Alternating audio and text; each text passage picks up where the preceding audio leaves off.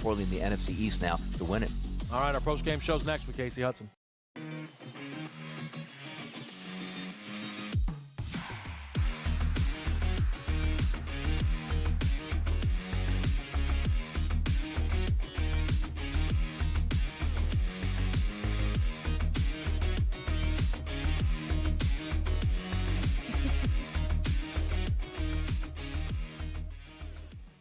Welcome into Pro Football Today. It is time for the post-game show. Kasey Hudson and Tom Vecchio joining shortly, but I think the guys basically put the perfect bow on it. Weird start for the Eagles, but strong close is a strong close, and a W is a W. So Eagles come out on top, 26-18, and there's a number of things to unpack with Tom Vecchio on the other side. First of all, probably one of the toughest performances we have seen out of Jaden Daniels, that's for sure. Wraps up tonight's game, 191 through the air, 1 touchdown, 1 interception. Robinson found some momentum on the ground, 63 rushing yards through 16 carries, 1 touchdown. I don't think anybody had him going over 50. We did talk about that in the pregame show, where there was just a lot of stay away, stay away, stay away. So anyone that decided to hop on that or maybe use their fandom to an advantage, that's something that paid off for you at the end. Eckler, 89 through the air, 8 receptions to help him get there. Don't know how many of you guys had that one, but if you did, Tom said it before the halftime show, congratulations for a big hop on. Hurts, 220 through the air. Barkley, to the moon on the ground, 146, 2 tutties. And then Brown, just short of a number of props that I know a lot of people were loving, but 65 through the air through 5 receptions. Tom, it's been a long night for you, but still, what did you make of the second half? Let's start with that one. We got more points. We kind of seen a lot of these primetime games. Starts off a little bit slow. We get the points going after these teams make some adjustments. Some players stepped up. Some players, like I said, A.J. Brown, who I was personally high on, fell a little bit short of his totals. Saquon. Awesome stuff about Saquon. Not enough can be said about him. You know, we were talking on In-Game Live where, you know, Kevin was saying at a certain point in the game, Saquon was under 4 yards per carry, which would have been the first time this season. And then at a certain point, he's going to break off these home run runs, which he did. He's flying through all of his numbers. His rushing plus receiving was 110. He goes 146 on the ground alone. He has plenty in the air. Good to see Zach Ertz coming through at the end, you know, picking up those yards. And he did have a touchdown, which is good. But I would say the concerning signs from this game come from Washington. Their offense was so good at the beginning of the year, and now we have seen that take a massive, massive step back, especially in the last few weeks. Yeah, and when we start to unpack all this, we'll kind of try to at least favorably decide, is that just bad Washington offense or just really good Eagles defense, or a combination of the two? Nobody really had it scripted that it was going to be Eckler to help them make any sort of changes happen tonight, but 47 through the air through Ertz. So at least for some of us who are on top of the 32.5 and that touchdown, something to help keep your emotions in check in terms of how crazy this game ended up being for a number of ways. So many other statistics to get into, and plus, you know the deal here for Pro Football, the post-game show with me and Tom. We're going to start looking ahead to Sunday. Some numbers may have changed. We always have those games that you circle on the calendar, so make sure you stick with us on the other side of the break coming up here. In case you missed it, 26-18 is an Eagles victory. They get to continue to move forward, stacking the W's as anticipated, and I think you alluded to it earlier. Both of these teams, three now? The Eagles are now 3-0 in the division. There you go. Huge. There you go. Kevin Walsh is a happy guy. I probably owe him a few apologies. Don't go anywhere. Stick with us here on Pro Football Today. It's the post-game show with Kasey Hudson, Tom Vecchio on SportsGrid TV.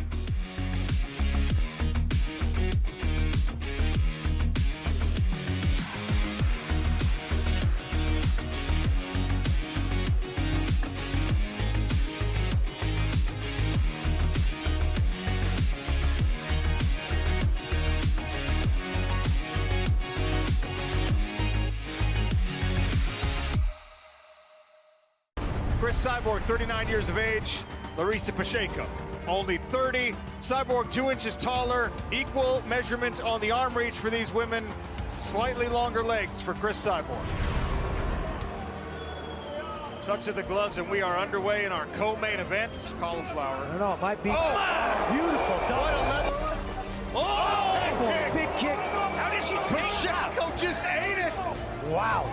Measured and controlled in her breathing. Oh, nasty left hand snuck over the top for Cyborg. Pacheco, she will literally and figuratively smell blood in the water. Oh, there's a guillotine! Another beautiful takedown, but she put herself right in harm's way. That is tight. Good short elbow there. Very nice. Oh. An overhand right there from Cyborg. That was a solid right hand. Needing some punches. Watch the back of the head, quick. Watch the back of the head. First deep breath I've seen Larissa take in this fight. Just about 10 seconds ago. Nice takedown. Rolls through onto an ankle, maybe. 15 seconds, and we're going to see some wildness. Yeah, of course we are. Both women landed there.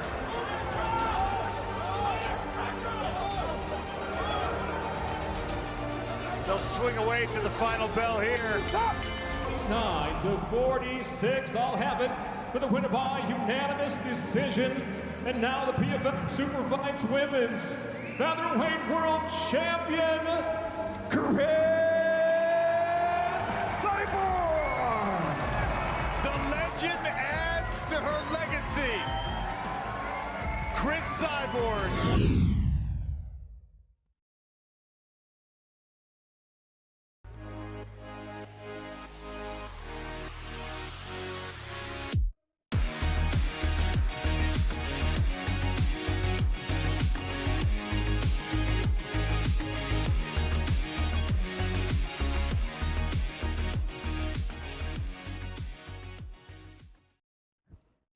Back at it with Pro Football Today, the post-game show with Kasey Hudson and Tom Vecchio here on SportsGrid TV. And in case you missed it, Eagles get the W 26-18. Commanders tried really hard to rally in a number of ways, but when I say that I've seen the most disconnection out of this team, I mean, you guys heard me on the pregame show. I was thinking Daniel's confidence, composure, calm, all these things were coming back into it. I mean, the spread indicated this being a much closer game. Little did we know the Commanders' offense was going to be extremely out of commission in a way, or very much confused is what we saw in a number of things. But sticking with the Eagles side of the ball for a minute, because they did get the victory. 26 points is what they picked up tonight. Hurts, 221 through the air. Barkley with a massive performance of 146 on the ground, 2 touchdowns. A.J. Brown, 65 through the air, 5 receptions. Goddard got in the mix way more than anticipated coming back from an ankle injury, 61 for 5 receptions. And we kind of talked about on the pregame show, probably a larger game or big role for the tight ends in this matchup. We could have seen we foresaw that, that's for sure. So talk to me about what they did well on the second half coming out of halftime. On the second half, I think, what we kind of alluded to, Kevin and I, at the end, is like no one player had to do everything. It was, I would love to have seen A.J. Brown do everything, but it was A.J. Brown does a little bit here. Smith got involved. We had the big reception from Dallas Goedert and Calcaterra with the fumble recovery. Backup tight end. He deserves some credit as well. And then you have Saquon making these big plays. Hurts with a few runs here or there. So, it's good that they have a very well-balanced offense and everyone can do just a little bit. It does hurt things from a prop perspective. When A.J. Brown goes under his number and Devonta Smith goes under his number, Goddard goes over and Saquon flies over his number. Yes. But at a certain point, it can make things a little bit confusing when we're talking about real football and fandom and operating an offense properly and then worrying about things from a betting perspective. So, yes, the Eagles team total and they cover and they win and they do all these things, but we are hurt from the prop perspective at times. So it's good and bad depending on how you want to look at it. What you want to take from this game, you can take from this game. Yeah, absolutely. And I think it's as simple as prop-wise, probably hurting a little bit. Yes. If fan-wise, you're excited the Eagles won, and Commanders, I'm sure you're shaking your head as much as we are. Now, switching over to Commanders offense, as previously mentioned, 191 in the air for Jaden Daniels. Then you got Robinson, who started to come alive on the ground, 63 rushing yards, 16 carries, 1 touchdown. Eckler being the leader in terms of wide receiving yards, 89 through the air through 8 receptions. Ertz does get his expectation, 47 through the air, 6 receptions. So how would we even gauge this prop-wise moving forward? Because this was a disaster. I mean, McLaurin had 1 reception for 10 yards. And beforehand, you and I talked at halftime, was this a good Eagles defense thing? Was this, what was his role tonight? Because we didn't figure it out. Part of it may be they know that the Eagles defense strength is the corners. And they're going to say, hey, we're just going to focus on the running backs and the tight end with Zach Ertz. And they got Bates in there involved a little bit. We're not even going to test the part that we know that they're good at. So we're not even going to force the ball to McLaurin because that's an issue. And also, the play calling are these shorter underneath routes where maybe that's not the role that they need McLaurin for. So, Vinny, if we have the quarterback props, if we can flip that up to Daniels, I believe he goes over his completions and his attempts, and he fell a bit short of his yards, right? Yeah, 224, so he falls under his yards. He goes over on his completions and over on his attempts because what we've spoken about Daniels is they have built this offense around him with with Cliff Kingsbury, where they want it to be a quick, easy, simple, moving the chains type offense where we don't have these explosive plays. So that does limit his yards, but it does bring in the completions or attempts on a week-to-week basis. Yeah, and that was something else you and I have talked about immensely here on Pro Football Today. Depending on what the game has been, at least one consistent feedback has been, oh my gosh, he's pretty efficient. He's quite efficient. So where do they go from here is the question, because you got the Commanders that are getting ready to face the Cowboys, a Cowboys team that honestly the Eagles just put a beating on. A number of teams did, and before this game, you would have said the Commanders are talented enough to make that a game. Then you got the Titans. We know what that could be. And then the Saints, the Eagles again, Falcons, and they close out the season with the Cowboys. A part of me wants to say they should stick with what they know works. Right. And that's keeping things safe. They don't need to stress the offense. But at a certain point, I want to see them like, hey, we need to be a little bit uncomfortable. We need to learn how to win in different ways. We need to be able to take deep shots to keep up with an offense like the Eagles. So if moving the ball slowly can work at times, if it doesn't, what does that mean? We have to try something different. That means taking shots. That means expanding the playbook a little bit. So while things are good, they can be better. So if you have to learn how to win in multiple ways, that will be the best growth for the offense overall. Yes, and I think that's a great thing to put into perspective, because it was kind of talked about during the Lions game previously, when the Lions were kind of having a slow start, and then all of a sudden they're like, you know what, this is great adversity, because these are the wins. These are the gritty wins and losses that get you in the postseason. Yes. Exactly, and this is a great learning opportunity for the Commanders and a young quarterback in Jaden Daniels. Don't go anywhere. Stick with us on Pro Football Today, the postgame show with Kasey Hudson, Tom Vecchio here on SportsGrid TV.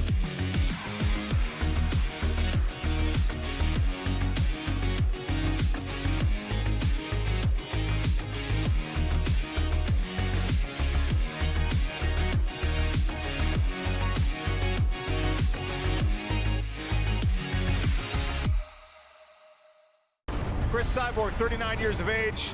Larissa Pacheco, only 30. Cyborg 2 inches taller. Equal measurement on the arm reach for these women. Slightly longer legs for Chris Cyborg. Touch of the gloves, and we are underway in our co-main event. Cauliflower. I don't know, it might be What beautiful. a level. Big kick. How did she take that? Pacheco just ate it. Wow. Measured and controlled in her breathing. Oh, nasty left hand snuck over the top for Cyborg. Pacheco, she will literally and figuratively smell blood in the water. Oh, there's a guillotine! Another beautiful takedown, but she put herself right in harm's way. That is tight. Good short elbow there. Very nice. Oh, An overhand right there from Cyborg. that was a solid right hand. Eating some punches. Watch the back of the head, Chris. Watch the back of the head. First deep breath I've seen Larissa take in this fight. Just about 10 seconds ago. Nice takedown. Rolls through onto an ankle, maybe. 15 seconds, and we're going to see some wildness. Yeah, of course Yes, we are. Both women landed there.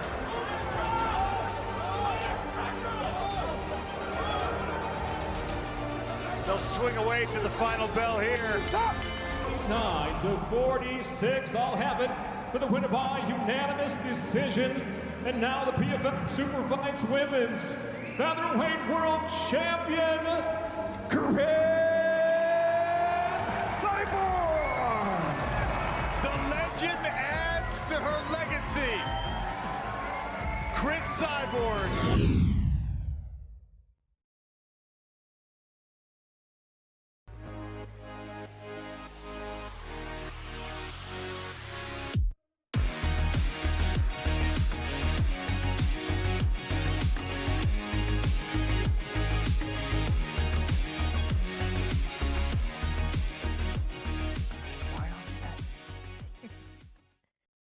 Back at it with Pro Football Today, the post-game show with Kasey Hudson and Tom Vecchio live and in the flesh, running through the post-game between the Eagles and the Commanders. Eagles grab the W. Commanders have a lot to figure out. So final thoughts on what we witnessed there. Eagles are 3-0 in the division. We could say that they're probably going to get at least 2 more against the Giants and the Cowboys. I think that's a pretty fair estimate. Yep. You know, they're moving forward. It wasn't a perfect game from them. Their offense was slow at times. Certainly need to figure those things out. Commanders, I think they can still make the playoffs. It depends on what happens in the West. I think that's a huge part. I also think that my take about the game was pretty spot on, that we would see the under hit, but then we'd see around, I said 24-21, giving us, 44 points is, right where we got. So live overs, like I said, at over 39.5 did hit. Yep, and that was probably one of the best things to gauge, because I know a couple people that were sweating about that total there for a second after you see Barkley breakaway after breakaway after breakaway. I thought we switched to hockey for a second, but maybe that's just my hopes and dreams. So looking ahead, as promised, we always take a gander at the Sunday slate and what games are circled. Look, I'm probably not going to name the sexiest game first, but this one's for you, production. Jacksonville Jaguars taking on the Detroit Lions, 13.5 spread, 46.5 on the total. Yeah, this is 13.5 is always a tough number in the NFL. Like, people are afraid to lay that much just because it's the NFL. Yeah, what's the trend we've always spoke about, or at least in the first portion of the season? Underdogs, they're covering, they're winning. Do I expect the Jags to win? No. Do I expect them to cover? Maybe, but I also see what the Lions are coming off of Sunday night. A horrible game, 5 interceptions from Goff, and yeah, they won the game, but that's not the point. The point is to, right the ship. Yes. And going up against Jacksonville is a spot where I think we can legitimately see Montgomery and Gibbs coming in the backfield, both rush for 60-plus, 70-plus, whatever it might be, and to take that pressure off of Jared Goff. We've seen Goff start games where he's literally 13 of 13, which is the complete opposite of what we saw with 5 interceptions. So let's get back to some of that script. It's like, hey, let's control the offense, ground game first, 60-plus yards, 70-plus yards for both of them. Goff doesn't have to do too much. Absolutely. Force them to play our game, not the other way around. And like we said before the break, it was a learning experience for a Lions team that's honestly expected to probably make a Super Bowl appearance. And I was thinking about this, Dan Campbell would probably say this is a good, you can't just cruise through things. You want to get punched in the mouth to know what you actually can stand. Yep. And that's what happened. It was a horrible game from a team perspective, but they won, and they have to take and move on. I love that. I love that. You got to taste copper sometimes. Yeah. It doesn't taste great, but you'll remember that you never want to taste it again. Green Bay Packers versus the Chicago Bears, 5.5 on the spread, 40 on the total. And look, you want to talk about a team that's taken a couple punches to the mouth. Ugh. The Chicago Bears have been that team. How do we start to gauge this one? Because great spot for the Packers to work some tools, because the last 2 weeks, maybe not their best football sometimes, but then a Bears team that's just on the slippery slopes. I don't see an outcome in this game where the Packers don't have 5 sacks. Because based on what we saw from the Bears last week and their inefficiency on third down, they're constantly behind the sticks, and Caleb Williams is put in bad spots. The Packers coming away with 1 sack, I just don't see how it's reasonable. They're going to pile up the sacks. They're going to be in great spots. So I think a Packers defensive touchdown is very live because of the pressure they're going to be able to bring, because of the hits that they're going to be able to put onto Caleb Williams. Fumble, scoop, score, I think that's what we're in for. I think this is a Packers defense, Josh Jacobs game. Oh, I love that. Now, would you look at maybe the under or probably stay away from Caleb Williams? 190.5 is what I'm seeing on FanDuel. 190 he can maybe get to in garbage time. I think the play is going to be under, and specifically under Bears team total. Ooh. I mean, what have we seen? I would say, what have we seen from the offense? And the answer is nothing. Right. We've seen nothing from the offense. They fired their OC. They have a new OC. The stat was what? They've gotten 23 straight drives without a touchdown or whatever. That means the answer is the under on the game, because you're not going to expect the Packers to win 40-10. Right. The answer would be under on the game and under on their team total and a Packers defensive props. I'm a big fan of that. And just for context, Jacobs, as of today, right now, 72.5 is his rushing prop. Swift is sitting at 69.5.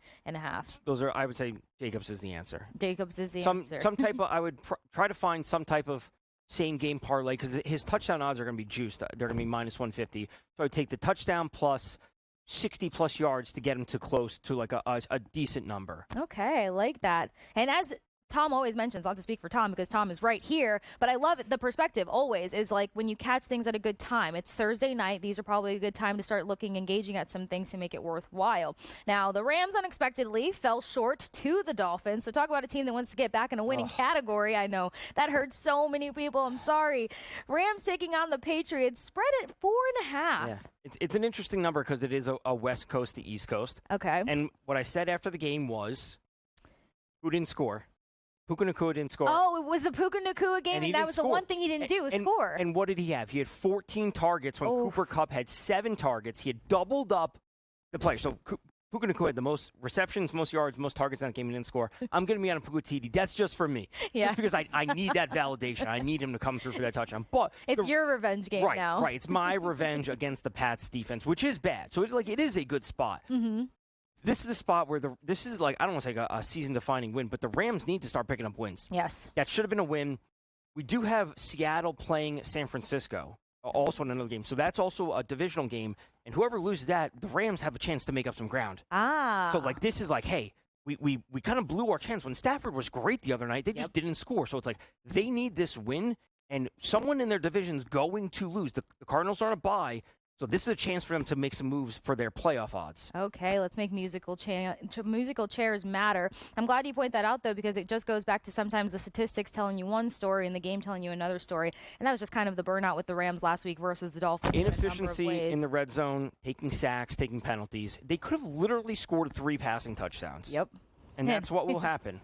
And that's where the numbers readjust. So, yeah, that weird spread is probably in correlation to what we saw recently. 4.5, 43.5 on the total. What do we think of this total, though? The Pats offense has shown a little bit of life. Granted, it was against the Bears. Drake May, I think, has looked okay. Not amazing, not bad, but he's been okay.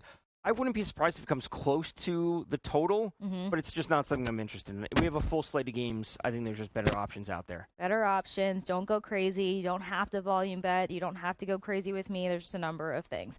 Browns versus the Saints, 1.5 on the spread, 44.5 on the total. I like the over, and as we said the other night, what's the answer for this game? You don't really go over. No, but what's the answer when it comes to this game overall? For who's the player? Jameis Winston. Jameis Winston revenge game, yes. Listen, Jameis Winston, he's going to go down swinging. Good or bad, swinging. He's going to go down swinging. There's going to be yards. There's going to be a pick. No. There's going to be touchdowns and there's going to be interceptions. Right. There's going to be everything. Exactly. So listen, we're looking at an offense that lost their best piece with Amari Cooper being traded to the Bills. They're down some pieces. They're not a good team overall, but the Saints are kind of in the same situation where they're not a good defense. Right. So I don't mind a little bit of points. I think it's going to be a sloppy game. And the bad defense, we're going to see some points. But I think Jameis Winston is the most fun answer for this game where you can kind of capture the points by just taking his touchdowns or his yards or his interceptions. Like, all of those things are live. All of his props could hit overs, touchdowns, interceptions included. All of the things. And I want to take a glance quickly and see if at least his numbers are in when it comes to where his passing prop is sitting. 239.5. Derek Carr's at 208.5. I'm on board with Jameis. Okay. Let's fling the ball. We can call it what? The Jameis game in a different perspective? Jameis revenge game against one of his former teams. It's in a dome. It's perfect conditions on the fast track. It's all the things. All right. I might actually take a glance at it. Typically, I won't watch any Browns games, but that one could pique my interest just a smidge because I know what it's like to watch Jameis Winston play football with his back against the wall. It is a highly entertaining game. Maybe not be the sexiest performance, but it is highly entertaining to say the least. As mentioned, a number of games coming up that Tom and I are going to continue to run down the slate on. You got Minnesota taking on Tennessee. You got Colts versus the Jets, which we definitely have to figure out because I know emotions are running high for Jets fans and the expectation. Raiders, Dolphins. Let's see if Dolphins can continue to roll. Raiders, Dolphins, excuse me. Ravens, Steelers, that's a big one. And then Tom alluded to the fact that there's a big competition going out west. They can change some things up and start painting a playoff picture. So all this and more here on SportsGrid. Don't go anywhere. Stick with Tom and me on the other side of this quick break.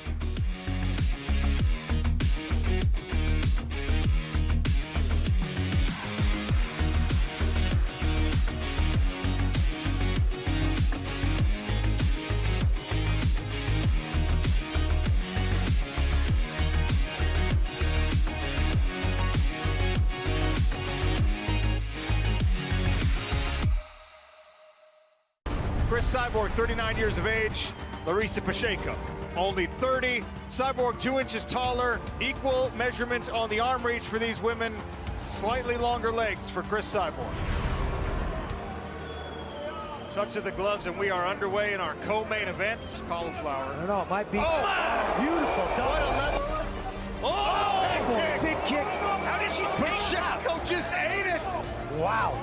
Measured and controlled in her breathing. Oh, nasty left hand snuck over the top for Cyborg. Pacheco, she will literally and figuratively smell blood in the water. Oh, there's a guillotine.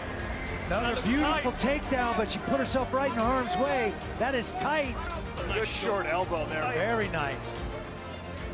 Good overhand right there from Cyborg. That was a solid right hand. Needing some punches. Watch the back of the head, quick. Watch the back of the head. First deep breath I've seen Larissa take in this fight. Just about 10 seconds ago. Nice takedown. Rolls through onto an ankle, maybe. 15 seconds, and we're going to see some wildness. Yeah, of course Yes, we are. we are. Both women landed there.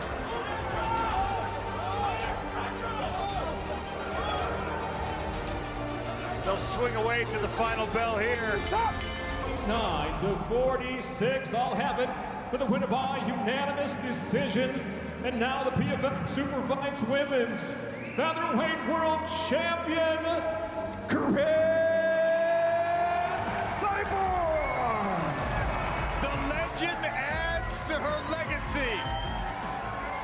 Chris Cyborg.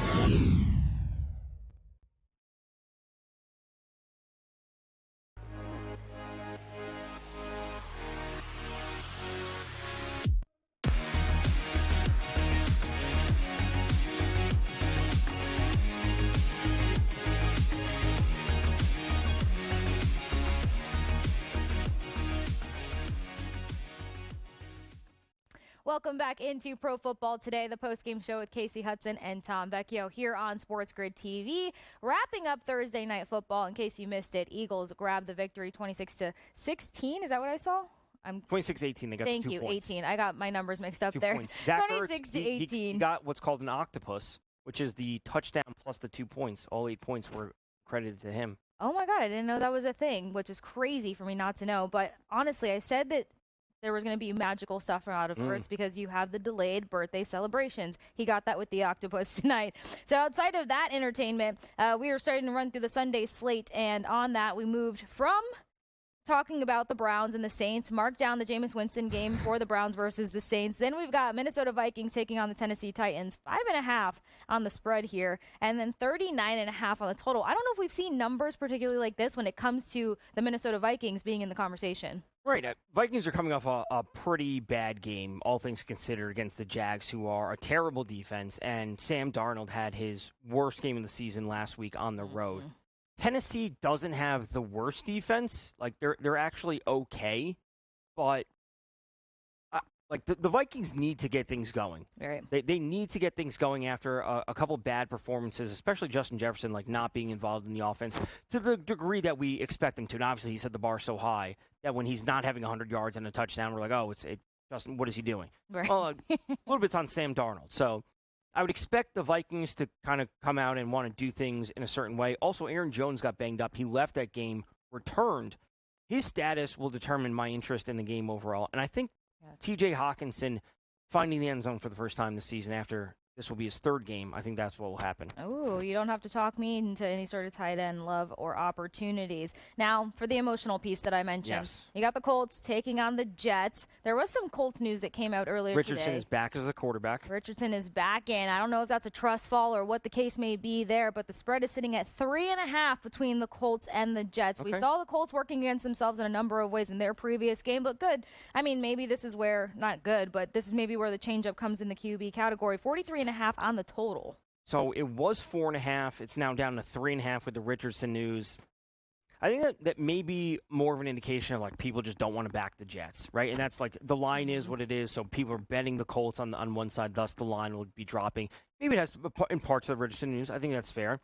I think the answer in this game is just both running backs, right? Granted, Devontae Adams is dealing with a wrist injury and an illness, and he didn't practice today. So so Friday's practice report is massive in terms of Garrett Wilson. So if Adams plays, is he questionable? Is he doubtful? Is he this, that, the other thing? Because it would then be Breece Hall and Garrett Wilson. That's where we're going to see the targets and the touches funnel to. On the other side, it really should be Jonathan Taylor. He had over 100 yards last week and didn't score.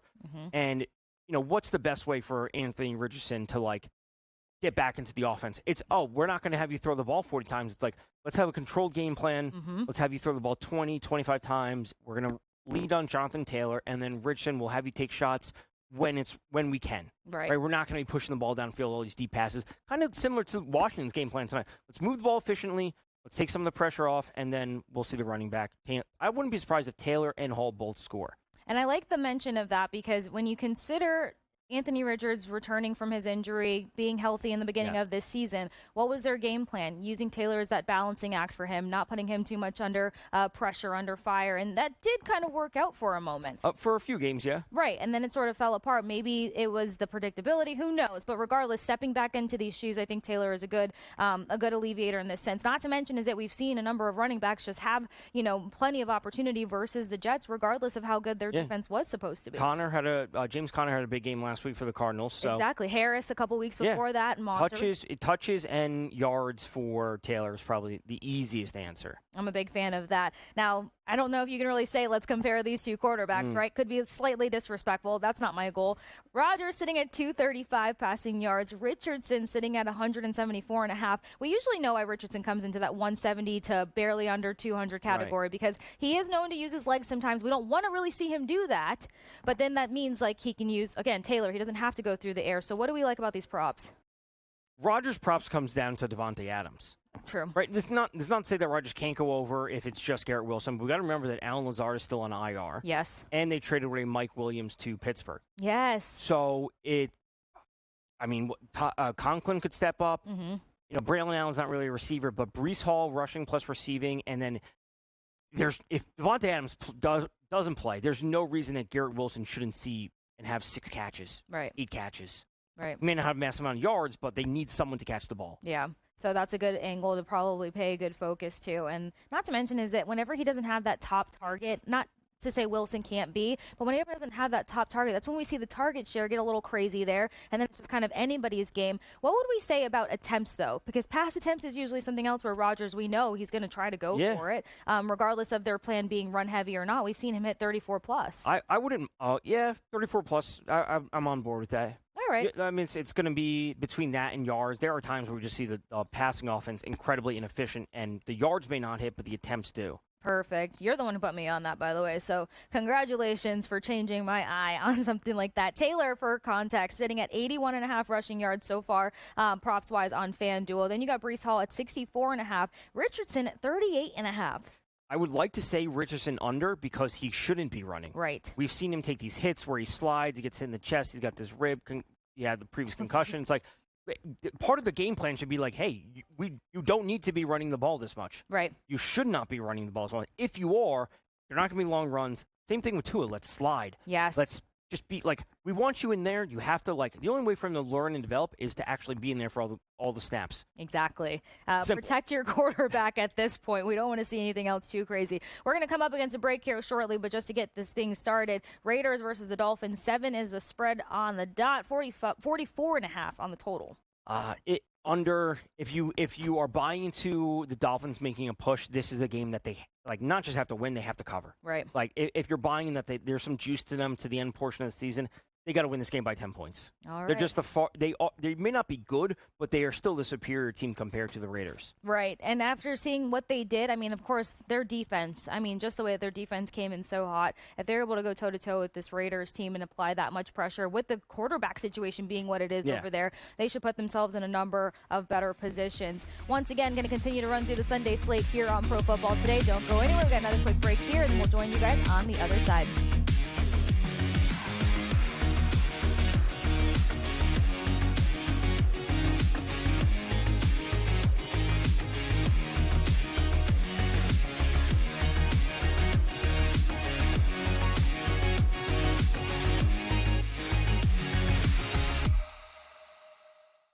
Chris Cyborg, 39 years of age.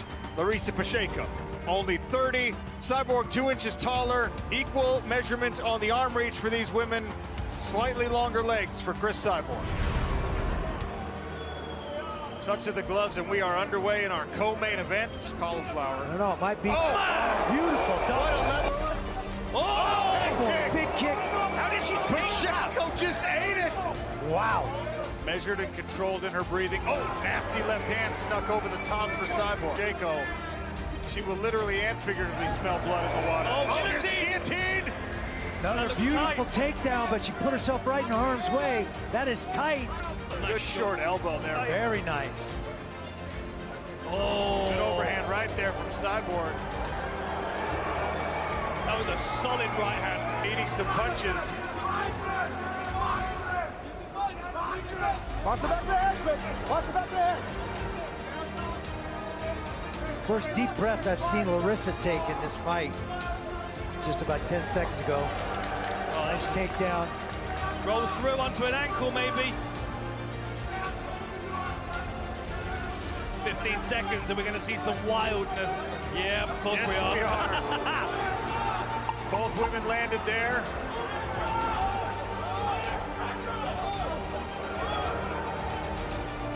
They'll swing away to the final bell here. 9-46, I'll have it for the winner by unanimous decision. And now the PFL Super Fights Women's Featherweight World Champion, Kasey Hudson. The legend adds to her legacy. Chris Cyborg.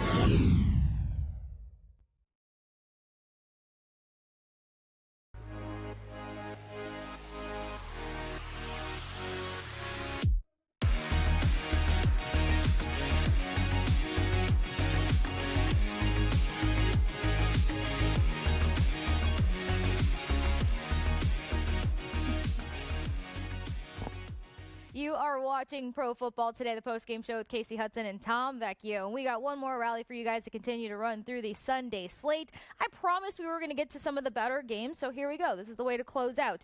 Ravens, Steelers. Yes. 3 up and down on the spread, 48.5 on the total. I just want to say these next 3 games are all awesome. Yes. These next 3 games. It's got to be the Steelers and it's got to be the under. That's what this matchup is about. A classic AFC North matchup. I don't think I want to lay more than 3 points with either team. And now, granted, myself, I think you would say the same thing, that we have our hesitations about the Steelers' offense overall. Yes. The Steelers' offense is not the Bengals' offense. And the Bengals' offense put up 1,000 yards and points the other night against the Ravens. That's not going to happen. So what is the Steelers' game plan is they have to slow this Ravens offense down. Right. And you don't want this to turn into a shootout, because if this turns into a shootout, that's what the Ravens want. Right. So it has to be the under. It has to be a slow game. It's Pittsburgh, not behind me, but Pittsburgh behind Dave. It's about the Steelers. It's about the under. It's cold weather AFC North matchup. Oh, but it's us behind Pittsburgh, not Pittsburgh behind us. Seeing how Steelers and the under. There you go, Dave. That one's for you. We're celebrating your team, hopefully, coming up here soon. But I totally agree, because I think there's moments where the Bengals defense, who we haven't seen really much big playage out of them, right? They had their moments where they really started to slow down that Ravens offense. It looked like it could be their game. And the Steelers have the right minds, the right players, the right talent to do exactly that. Yeah. Slow things down, force them into their game, and more so be that powerhouse in the second half, where a Ravens team is usually coming in a bit more fatigued sometimes. If the Steelers can slow down Derrick Henry, the passing game, I think, will suffer because of the play action won't be there for the Ravens. I think the Steelers are live to win. All right. Steelers, Pittsburgh not behind us behind Pittsburgh, and that's the way we're going to roll with that one. Now, another great one, as you mentioned, Seahawks, 49ers, 6.5 on the spread, 48.5 on the total. When I tell you, how do you even gauge this game? We haven't seen the 49ers check all the boxes. Right. You know what I mean? Their performances have really kind of been haphazard sometimes. So how do we start looking at this one from a Seahawks team that can really deliver either way? So DK Metcalf is back at full practice as of yesterday. Dangerous. I should say Wednesday, depending on what day we are. As of Wednesday. We're on the cusp of Friday and Thursday. Yeah, 6.5 points. I like the Seahawks with the points. I like the 49ers to win. The Seahawks are coming off a bye, and they're getting DK Metcalf back. We will see CMC at home for the first time. He didn't score last week versus the Bucs. I assume his touchdown odds are going to be minus 200, minus 250. I'm not laying minus 250 on that. The only realistic outcome would be to put it into some type of SGP of he scores, he has X amount of yards. Maybe you pick them on the money line just to add a leg to get it going. That's the only way to bet CMC somewhat effectively. DK Metcalf and Kenneth Walker and JSN, they need to play the big parts if Seattle's any chance. And ultimately, that probably means Geno passing attempts. Okay. It may not, we know the yards can get there, but I think passing attempts might be it again. Yeah, and honestly, I mean, he hasn't really let down in that category much at all. And maybe an interception. Yeah, I hate to say it, but it happens. Yeah. Because he always goes for that big play, and then sometimes it's definitely throwing in the opposite opponent's arms there for a number of reasons. All right, Chiefs, Bills, 2.5, 46.5 on the total. Yeah, this number has been moving around 2.5, 1.5, whatever it might be. I know a lot of people will be, again, taking the Chiefs just because, you don't bet against the Chiefs. Yeah, well, you also don't get points. You're always true. laying points with the Chiefs. Some people are just going to simply say, I'm just going to take the Chiefs just because I can, and we never get the points with the Chiefs. So the same thing I said about tonight is what we're going to see in this game, which is it starts off slow, very scripted from Buffalo because they need to keep things under control, and then live over. So again, 46.5, live overs 39, 38.5. The big news is will Keon Coleman and Amari Cooper play for the Bills? Those are two massive, massive notes. Mm-hmm. Otherwise, and Dalton Kincaid, their tight end who got banged up after the Indy game. So Dawson Knox could need to step up. It has to be a big James Cook game on the ground. And then we're going to see Khalil Shakir play a big role in the passing game. So those three players could be the main source of offense for the Bills this weekend. And the Chiefs, I expect them to do things normally. DeAndre Hopkins, getting Kelsey involved, and then, of course, seeing Kareem Hunt out of the backfield. All right, and then quickly before we close out here, Kelsey's number is sitting at 65.5, Hopkins at 51.5, which I find quite interesting. Noah Gray, 16.5. Hopkins' numbers looks great. It's probably just Hopkins is the easiest answer. Yeah, I would agree with that. Quarterbacks are kind of close in terms of their numbers, 233.5 for Allen, and then Patrick Mahomes 240.5. So we've kind of seen things be here or there when it comes to the performance in the battle between the Chiefs and the Bills, but guys, that's a wrap for us on Thursday night. It was a long night for you, but still crushed it from NGA Live all the way to Pro Football Today. Make sure you always keep your NFL coverage with us here on SportsGrid. After Tom Vecchio and myself, Kasey Hudson, we are calling it a night and wishing everybody a safe and amazing Thursday.